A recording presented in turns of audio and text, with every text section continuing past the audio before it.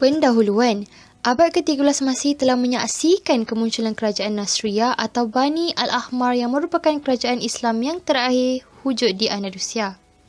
Kerajaan ini diasaskan oleh Muhammad bin Yusuf bin Nas atau lebih dikenali sebagai Ibnu Al-Ahmar. Meskipun kerajaan ini merupakan kerajaan Islam yang terakhir di Andalusia, kerajaan telah memberikan sumbangan yang membanggakan khususnya berkaitan dengan pembinaan dan perkembangan seni bina. Oleh itu, terdapat beberapa ciri seni bina Islam di Andalusia pada abad ke-13 Masihi. Ciri yang pertama ialah kategori seni bina. Hasil seni bina yang terdapat di Andalusia terbagi pada dua jenis, iaitu kesenian yang lahir di Granada dikenali sebagai kesenian Granada, manakala kesenian di luar Granada dipanggil kesenian Mudéjar. Kesenian di luar Granada telah dilahirkan bersama oleh orang Islam pada abad ke-13 dan 14 Masihi. Sebagai contoh, Alcázar di Seville dan Gereja Toledo. Monumen dan bangunan bersejarah yang dihasilkan mempunyai persamaan dan menepati ciri-ciri seni bina Islam, seperti Tahan Lama, dihasil dengan kaligrafi Arab khususnya ayat-ayat Al-Quran, dan selesa kerana mempunyai ruang peredaran udara yang mencukupi. Oleh sebab itu, jelaslah bahawa kategori seni bina merupakan ciri seni bina Islam di Andalusia.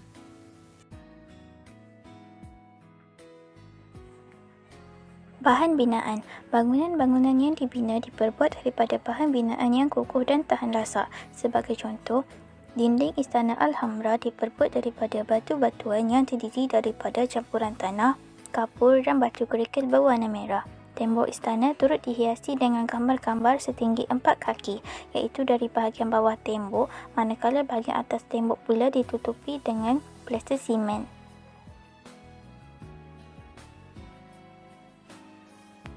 Nilai-nilai keindahan dan keunikan. Terdapat ukiran tulisan kaligrafi yang terdiri daripada ayat-ayat Al-Quran, puji-pujian, gelaran pemerintah, amir dan sebagainya. Sebagai contoh, pintu masuk Masjid Al-Mu'd tertulis perkataan Arab, Azza Maulana Al-Sultan Abdullah, dan di bawahnya terdapat syair yang menyentuh kemurniaan agama Islam. Di bahagian dinding masjid diukir hiasan yang berselang dengan ayat Al-Quran seperti Al-Qudratu Billah. Mihrab masjid pula dipenuhi hiasan berwarna emas dan struktur mihrab itu sendiri yang bertahtakan permata zamrud, yakut dan sebagainya. Terdapat juga hiasan yang menggambarkan corak tumbuh-tumbuhan dan haiwan, maka terbentuklah seni geometri yang halus dan abstrak.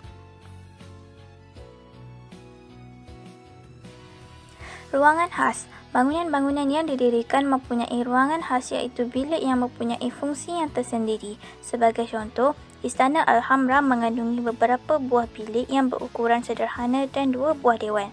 Di sekitar kawasan istana pula, terdapat 128 batang tiang bulat yang diperbuat daripada marmar.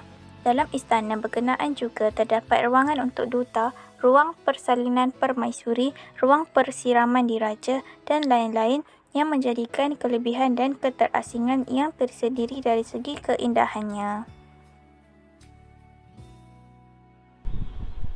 Ciri yang terakhir pula ialah sistem pencahayaan.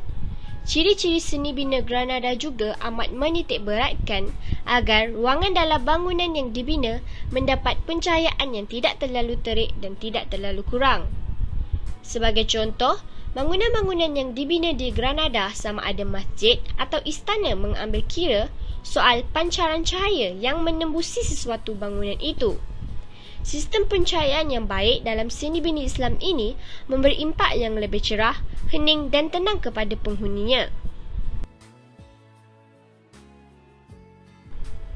Kesimpulannya, kita dapat lihat bahawa kehebatan kerajaan Islam Nasriyah dalam menggabungkan seni Islam dengan seni tempatan asing menghasilkan seni bina yang unik di Granada. Ia juga menggambarkan ketinggian nilai ketamadun Islam. Namun begitu, bangunan-bangunan ini telah dimanfaatkan oleh orang Kristian apabila kerajaan Islam di Andalusia dihancurkan oleh orang Kristian.